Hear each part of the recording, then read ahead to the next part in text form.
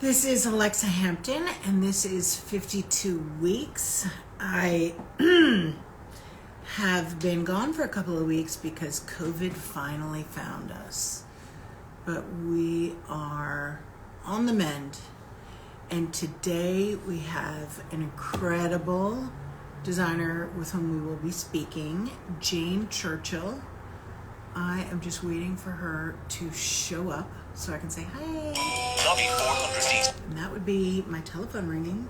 I will turn that off. So let me look for Jane.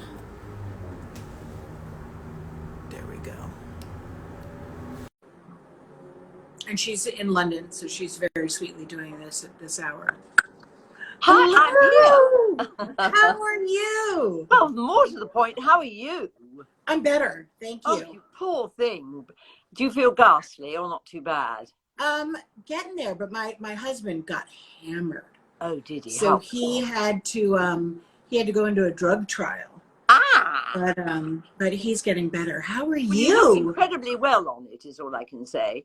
Thank you. My hair is clean. That's always a plus. No. How are you doing? Thank you for joining us in what is so late in the day for you. No, it's not. It's only 6 o'clock. The night is young, but there's nowhere to go. Cocktail hour. Yes, nowhere to go. Nowhere to go. Yeah, London is a ghost town, yes? Oh, we're in lockdown, I know. But I can't complain. I mean, compared to everybody else, I'm very lucky. Mm. Though I would hate to take away the ability to complain from you. Oh, that feels like an unnecessary punishment.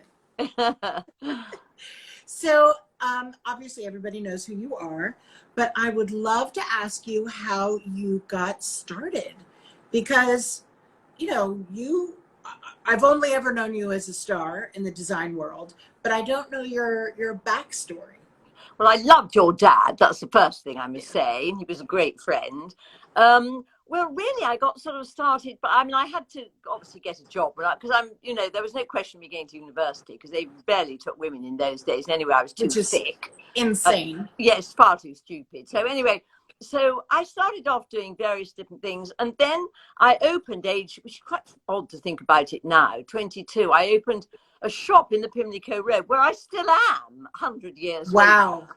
I know. With a gift shop, which was called Treasure Island, and we imported things from Italy and from America. There used to be that building in, I don't know if it still even exists, 225 Fifth Avenue, which was just purely gift. Was that the gift shop? Yeah. Yes, the gift, and you just went in, you couldn't buy anything, but you ordered it. So we went from the top I think floor now that's an apartment building. Oh, it was wonderful. Anyway, so we did that, imported everything. And believe it or not, it's so funny, I found my accounts the other day from back then.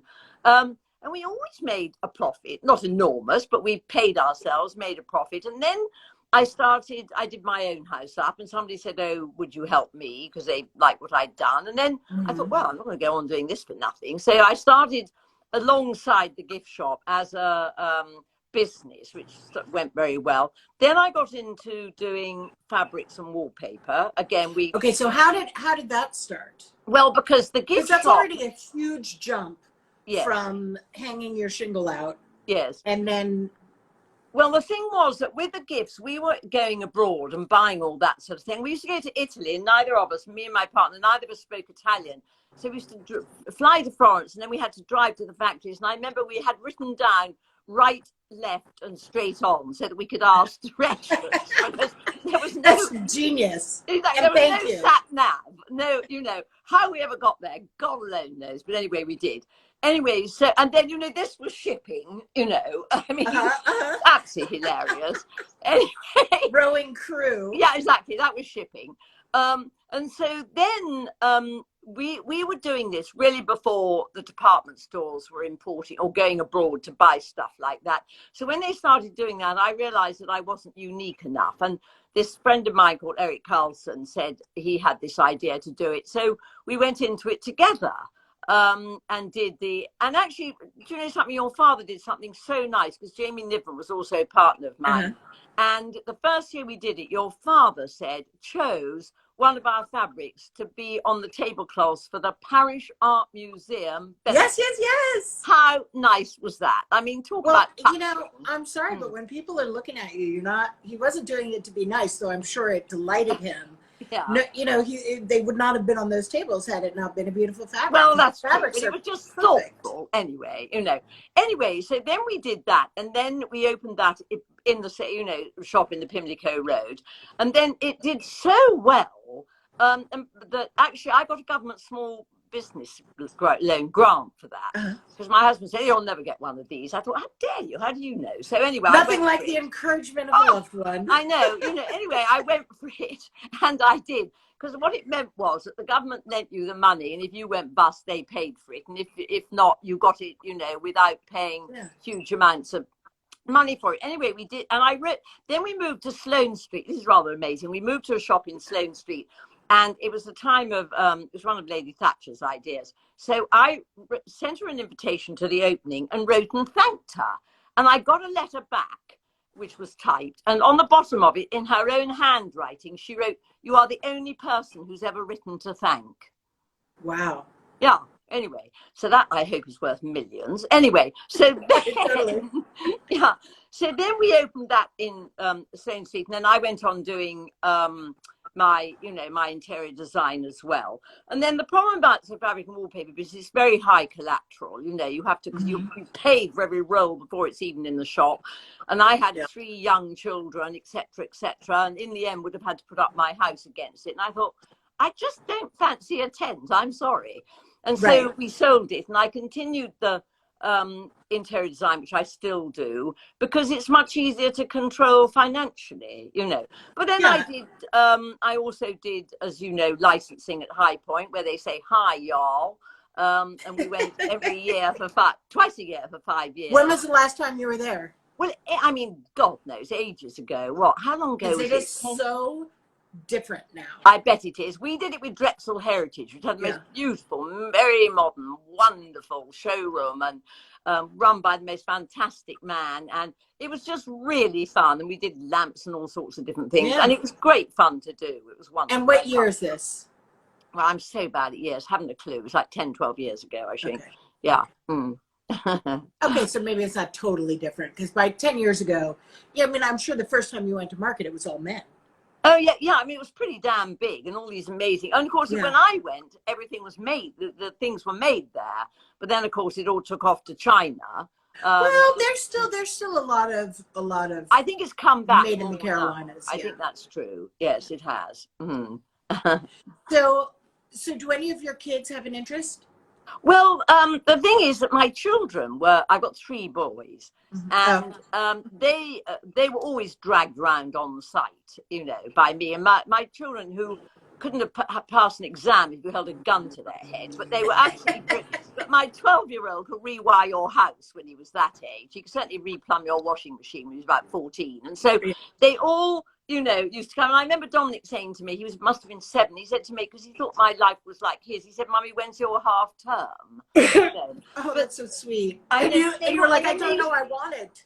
Yeah, and then they used to write to me when they were at boarding school saying, "I went out to Alexa Hampton's house. She's got, Jane Churchill wallpaper in a drawing room or something." So because they were very involved, but in a very sort of throwing them into it, come along with me, type of attitude. That's wonderful. Yeah. So they're all actually, touch wood, they've all done really well. And because I was always terrified that because I work, they'd be sort of, just smoking and drinking or whatever. But thank God that hasn't happened. They're all self-feeders, and they're all in sort of property in different ways. Oh, Alexander, my youngest one, works for Richard Caring for the Annabelle's Burley groups. He works in that, but the other 2 are very much in property. And Dominic, actually, my middle one, did an internship with Estee Lauder. I cannot tell you how much more he learned than if he'd gone to university. Well, I don't know. I think that's pretty impressive. Well, he was damn lucky, and damn lucky to both of those examples, you and Estee Lauder, strong women with great taste and wonderful business sense, and nose to the grindstone, whichever way. And nose to the grindstone, which is not about, as a working mother, I when somebody else might say, oh, I'm, I worry about being away so much, I just think, okay, this is good. They just see that this is what you have to do. Do you know what? I never worried about it because, first of all, I didn't leave them home alone. And secondly, I think they got much more out of it. I remember when I worked with John Coleman, I did all the pictures, supplied all the pictures in the Ritz-Carlton Hotel, used to be on the, the west side. And then I did some work in the Ritz-Carlton in Washington. I was in New York with two of the children, and he said, look, can you come down to Washington? So I said, well, I got the two children with me. He said, well, bring them. That's all right. So I went down. I then worked with him all day. They were taken by the chauffeur in the back of a stretch limo to the Science Museum and ate hamburgers in the back of it. They've never forgotten it. Best day of their life. So the thing is, everything's how you market it, isn't it? Yeah, exactly. It's how you choose to perceive it. Exactly. I love that. Yeah, absolutely. So when you were a young girl, I assume you saw every great house in spitting distance. Well, I was quite lucky, and of course, I was incredibly lucky that Nancy Lancaster was my great aunt, my grandmother's sister. I did not know that. Oh, yeah, she's my grandmother's sister. Your father knew that, did he? Of course. Yes. Anyway, my grandmother's sister. My grandma had an unbelievably good taste too, but much less money, but did just as good of things on shoe things. So we were brought up at her feet, as you might say, and we went to Hazley all the time. And and I think there's no question that my sister and I definitely were lucky absorbed. Enough to, yes, exactly, observed, exactly. And if you're as nosy as I am, you take it all in. Nobody knows. I mean, if I can get my nose through anybody's door, I'm there.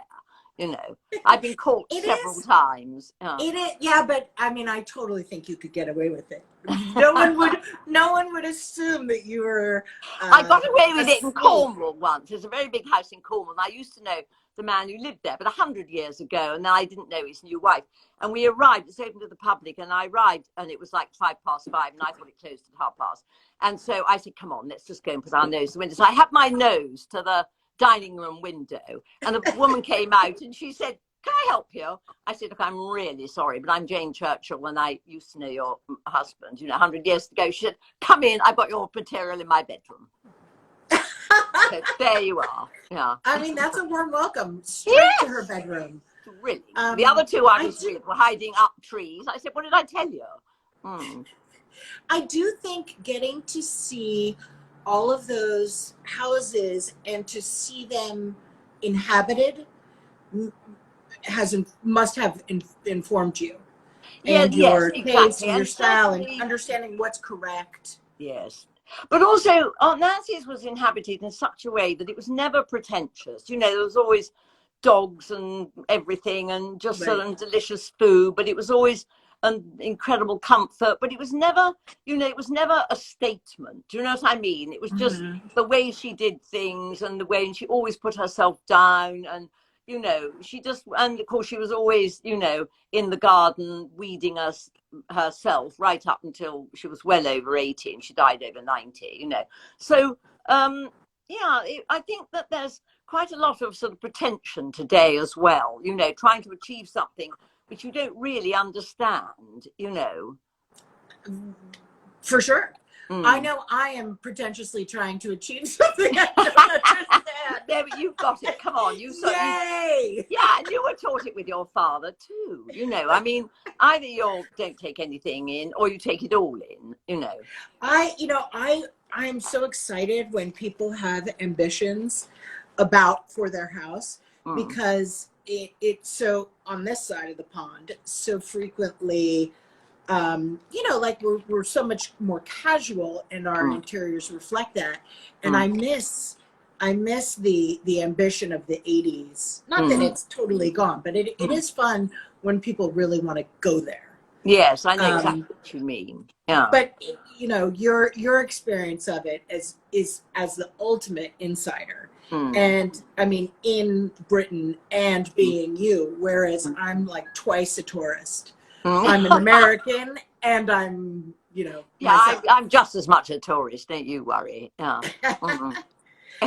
What are some of the projects you're working on right now that you love? Well, I don't know. It's hard in lockdown, I'm sure. Well, I know, but actually I've got builders on site we just finished one in near Eaton Square, and we're doing this big apartment, which is just very close to here in the centre of London, where, you know, it was actually extraordinary because they put pipes in the most extraordinary place that was sort of stuck out, and I discovered they'd blocked the walls up. I found 6 inches where I don't know, but anyway, we've made it much You made bigger. of extra space? Yes, I mean, absolutely. That's just lazy building. That's yeah, just exactly. lazy building. I know. So, you know, that sort of thing's rather exciting. And that's a literally from soup to nuts project, you know. And so that's very exciting to work on it. I love working with architects as well, and yes, doing that sort of thing as well. Yeah.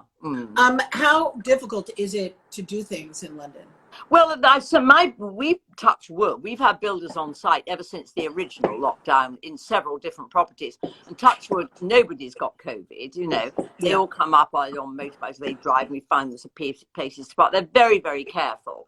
And we've been very lucky. So it is possible. But then, of course, we've had Brexit and you can't get certain stuff. And, you know, there have been so many problems. But I don't know, you just have to mosey on, you know. True. I mean, we look to our English friends to remind us to just carry on. Yeah, you've got to carry on. Exactly. We're like high drama. Yeah, exactly. But no, both of my sisters-in-law live in London and totally different places from each other. But I was interested to hear how difficult it is to do construction in some addresses in London. Oh, it's, you know, no messing with the electric, no messing. I mean, well, you have to get a lot of permissions, you know, even if you've got, but I'm so used to that, you know, you have to get a lot of permissions and everything. And as long as you've got somebody good who knows what they're doing, the problem is everybody thinks they know what they're doing and they just don't, you know.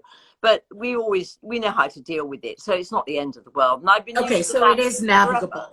No, it's perfectly possible. Yeah, exactly. I mean, unless you want to do something completely tonto, you know. Completely tonto. What do you like better, houses or apartments? Well, obviously, a house. I prefer. Well, I would rather do it. Certainly in London, I think houses is, you know, easier. They're more, and you know, because you've always got the residents in the apartments to deal with and that sort of thing, and that always is more difficult. Whereas if it's a standalone house, it's definitely easier. Do you have a lot of clients whose children or sister, you know, do you become almost the family decorator? We have done, yes. I mean, luckily it's taken me, you know, all over the world, from Australia to deepest Russia, a place called Churchill, which is 200 kilometers from Chechnya. I mean, you know, we go anywhere. Yeah, I love that. But it's very, very interesting, you know, most charming people. And so, you know, I love that. You never know what's around the corner.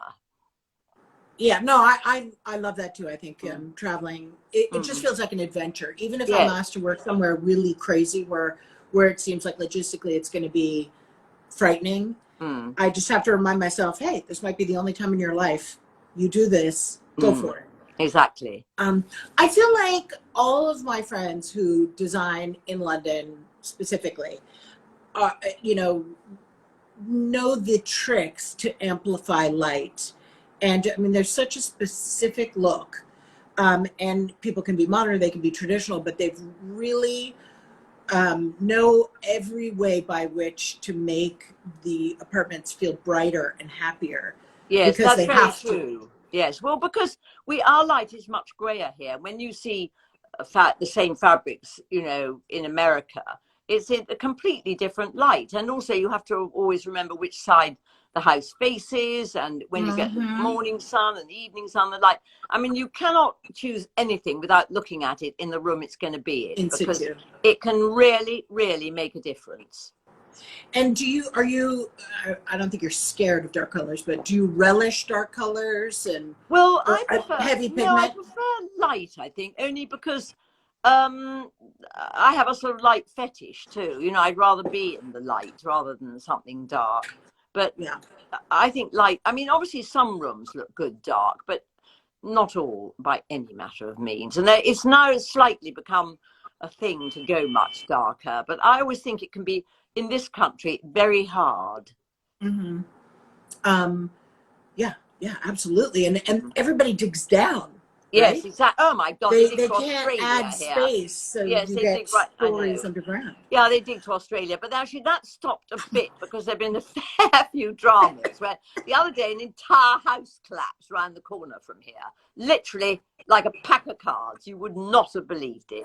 Yeah. So that's Somebody going to be. forgot to leave the structural walls up. Well, I don't know. God knows what they did, but I mean, you can imagine that. Luckily, it was in the middle of the night and nobody was hurt. So, but you know, there have been problems. Yeah. Did mid-century modern hit England as hard as it hit the States? Modern, very modern. I wouldn't say as Mid-century modern, like no, I 50s, don't think 60s. so. No, not as hard as it hit the States. I agree. Mm. Yeah, it became such a huge thing Yes. here, and I Yeah. was that will now be killed. Yeah. Um, um, But I think it's also because your apartments and your way of living is much more conducive to that than these and old it's buildings. disembodied. It means it has no tether. It's like Absolutely. you're just rooms in the sky. Yes. But I do feel like right now you're seeing this huge resurgence of pattern and, you know, much more full colored schemes. And wallpapers as well. And wallpapers. Yes, wallpapers have come back. And also sort of that all beige and greige and whatever they're all called, Yeah, you know, those sort of things the where they Asians. just, you know, that's rather sort of gone. And after all, that's not particularly clever doing that. Do you know what I mean? It's sort of, I think the sort of new way of it is I think it's nicer when you walk into rooms that have more of a life. I do too. I totally do. Yeah. Who are some of your favorites from the past? Well, John Fowler was amazing, obviously. And I saw that you loved the John Carnforth book, yes. which was always my father's go-to. He was Exactly. like, go get that book. Exactly. Yeah, I know. So there's that. I mean, there's a lot of very good people, older people that were around, you know, and when I did the pictures, hung all the pictures for John Coleman, Sister Parish did a lot of the work there. And he called me up. He called me up and said, would I come over to hang them? I said, well, I can't tell Sister Parish where to hang the pictures. I mean, I was quite young then. I know, that's a daunting task. Oh, my God. I thought, you mad? Anyway, guess what? He said, come on the Concorde. I said, I'll be there tomorrow. What time do you want me? Anyway, luckily, being Nancy Lancaster's niece, I walked in. Of course, Sister Parish and I just gossiped all day, you know, and we had real fun doing it. And it was just, I was so thrilled to meet her under those circumstances. Yeah.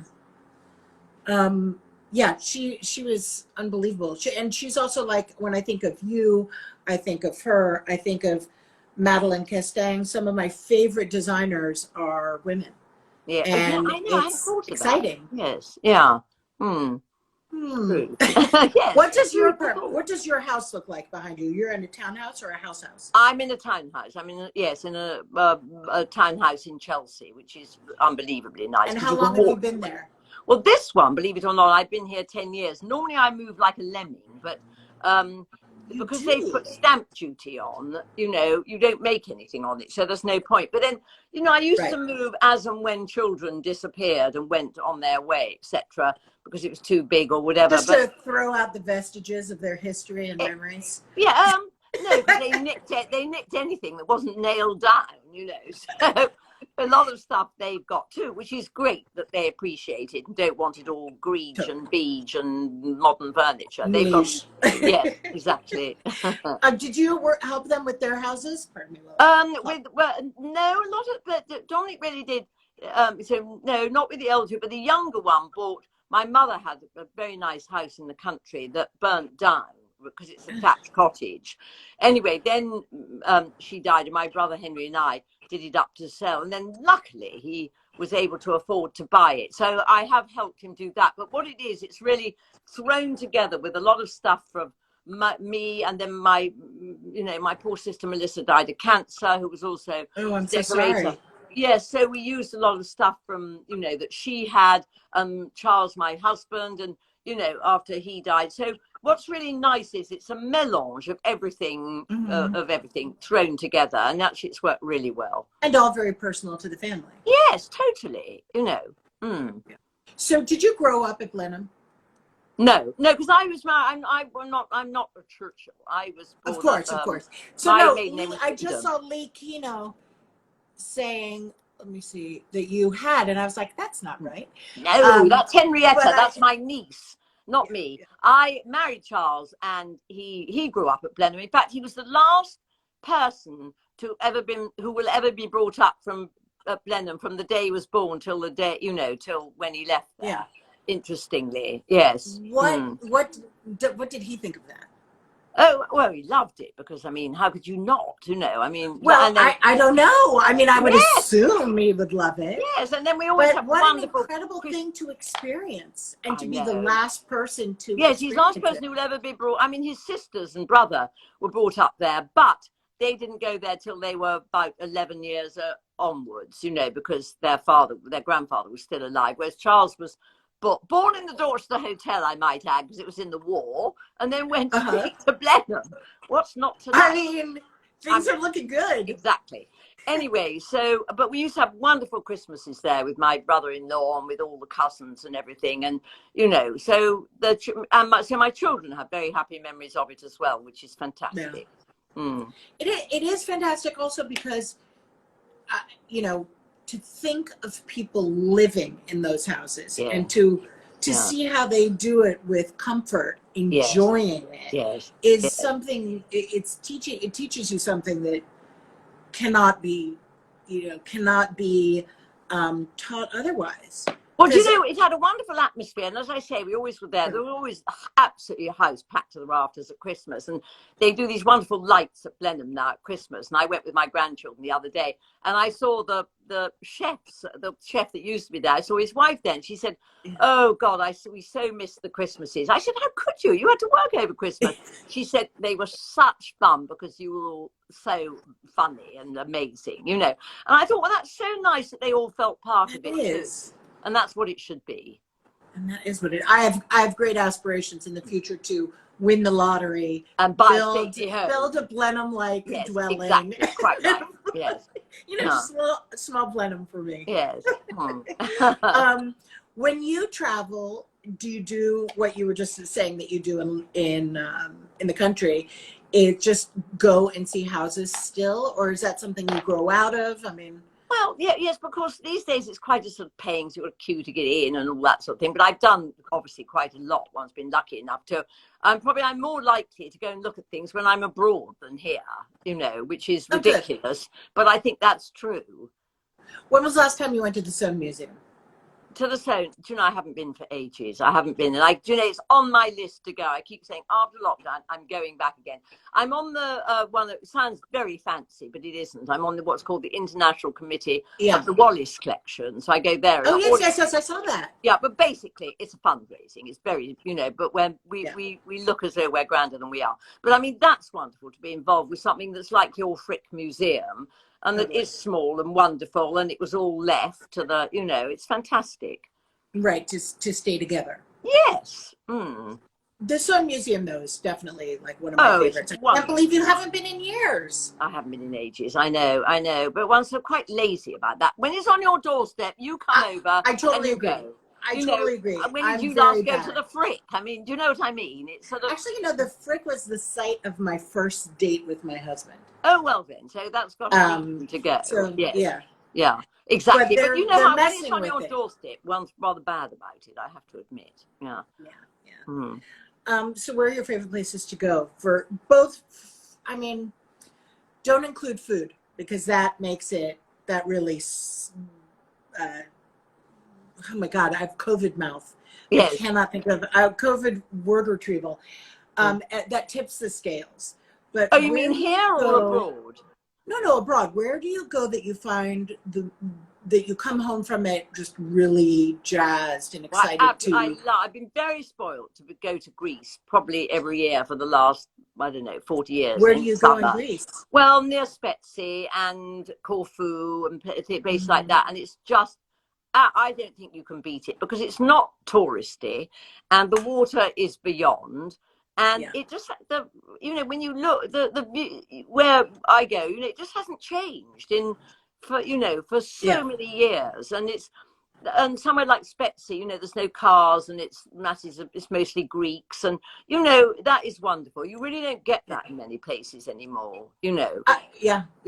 When we take our, you know, my husband's Greek, so when we, oh, he'll be pleased then. I said the right. He'll be very pleased. Yeah. He'll be like, that Jane Churchill. Yeah, my God, does she know how to get round me? Yeah. But we love going, but not in August. We want to go when all of the Europeans are still there. Even in August it's all right. You'd be amazed, you know, depending where you go. But you know, I would love to redo Athens. Yeah, I would love to just take swaths of it and redecorate it, because but you know what, Athens has become wonderful, really nice restaurants in Athens now, and very nice. It's fantastic now compared to what it used to be. I mean, Kolonaki reminds me of Madison Avenue. I mean, I love the vibe, but a lot of their design I find tired. Yes, I don't feel like and maybe it's because they put such an effort into their country houses and going to the island. I think that's true, and it's always better when it's got a European edge. I agree. I totally agree. Well, you know, I'm a total Euro wannabe, so I definitely. But I think it could come up a little bit. But I always thought France was so exciting for design reasons. But I'm going through a big Italian phase. Yes. Now, I know it depends how deep you dig, though, in these places, doesn't it? Yeah, absolutely. Do you go to India ever? Yes, last year. In November, not this year, the year before, I did a talk actually in India. The Times of India arranged a wonderful. Exciting! Yes, thing which was all it was on design and architecture. And, you know, they had like Martin Lutyens, who's the nephew of Sir Edwin Lutyens, and me on design. And they had the lady who runs the Fabric Museum in Islamabad. And it was really this great friend of mine who's a designer over there, Sunita Kohli, who's absolutely wonderful and got more energy than you can believe. And the other thing I did, because I'd been a couple of times before and I'd never been to the Taj Mahal, I said to her, could I stay on a day? And this was last year or the year before? To go to India for the fourth time and not go to Taj. She said absolutely, and they gave me a car and drive, and I went, and it's, my God, is it worth it? You can't explain how amazing it is. And when I went, luckily, unbeknownst to me, it was what's called exam week, so there were very few people there. It was boiling hot, but it simply didn't matter, and it was just wonderful. Can't wait to go again. I love India. I've been a little more than twice, but really once as a major tourist. Yes. And I feel like that's a country that needs a lifetime of visits. Well, it does to get covered. I agree with you totally. And the people are so wonderful too, and interesting. Yes. Yeah. Yeah, I can't wait to get back to traveling. And I think if ever, you know, having kids, the best thing about having kids is it forces you to take them places and show them things. Yes. Because you want them to know it. Exactly. That's very true. And I've always been to China quite a lot too, and I find that very interesting, the Far East. Do you work there at all? I did, funny enough. I was, but as a consultant for a couple of things. It was and I did a talk there, not very, 2 years ago again, and it was all this bank sent along the wives of their sort of richest members, etc. And then, of course, they all spoke really, about 40 of them, they all spoke very good English. And I said, where did you learn such good English? They'd all been to Oxford, Cambridge, Harvard. You named it. I mean, it was amazing. Yeah. So chic and elegant. I felt like, I'm quite thin, but I felt like an elephant next to them, you know.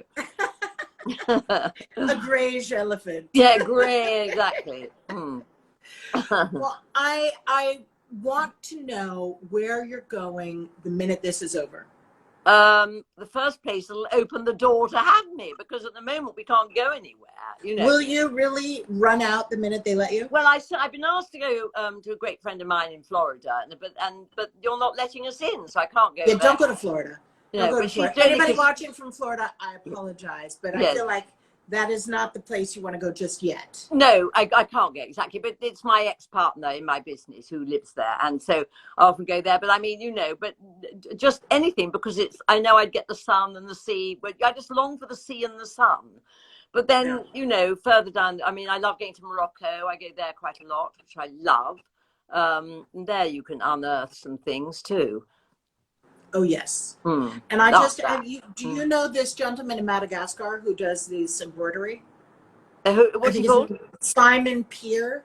No, I don't. So I heard about him from Charlotte Moss, and he is a gentleman in Madagascar who does embroidery. And I just sent him a request to help me with some chairs. So oh my God, you'll have to. I will need to tell you who that is. I think we need to go to Madagascar to see what he's up to. I've never been there. I mean, I love going places I haven't been too.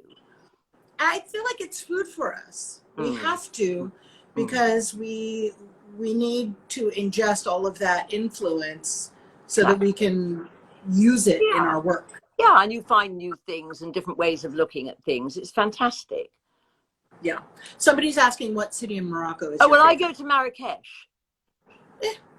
I go to Marrakesh. Yes, that's right. Because I've got a great friend who lives there, luckily. And then, going around the Medina and to different people's houses there and driving up into the Atlas Mountains is just wonderful. I have yet to go. I'm embarrassed to say. Oh, you love it. Yeah. I know. It's a disgrace. I need to get myself over there. And I will. Yeah. Well, thank you so much for letting me call you at this hour. And I'm sorry if I seem less jacked up than usual. No, I'm good. I'm better. Yeah.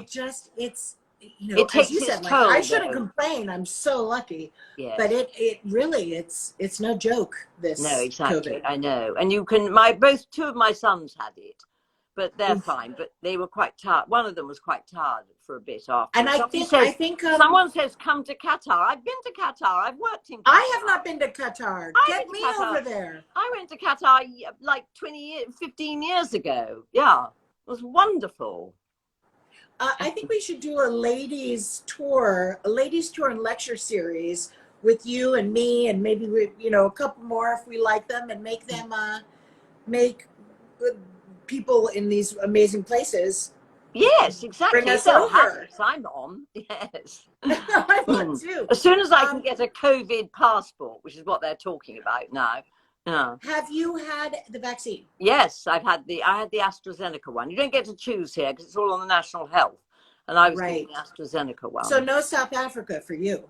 No, well, actually, they say it's fine. They keep saying, it's all this social media rather than what the actual facts are saying. Yes, exactly, it's fine. Yeah. Okay. All right, good to know. Then I don't need to worry about you in South Africa, but that can be on our tour. I've never been. I've never been. Yeah. We want to go to South Africa. I want to see. I've never been to Egypt. Nor have I. No, I haven't. You've not been to Egypt? Yeah, never been. This is a trip for the two of us. Yes, exactly. If anybody's watching who's in Egypt, we will come and please open your doors if you're there. Yes, please open those doors. All right, thank you so much, Jane. It's such a pleasure to see you. My mother sends you all her best. Oh, and I'm back to her too. I know. And I'm sure she's watching or will, because I make her watch everything. Oh, I see. Well, so nice talking, and look after yourself. Feel better. I will do. I am going from strength to strength. Oh, good. Great. All right. Thank you. Kisses, and thank you so much. Bye. Bye.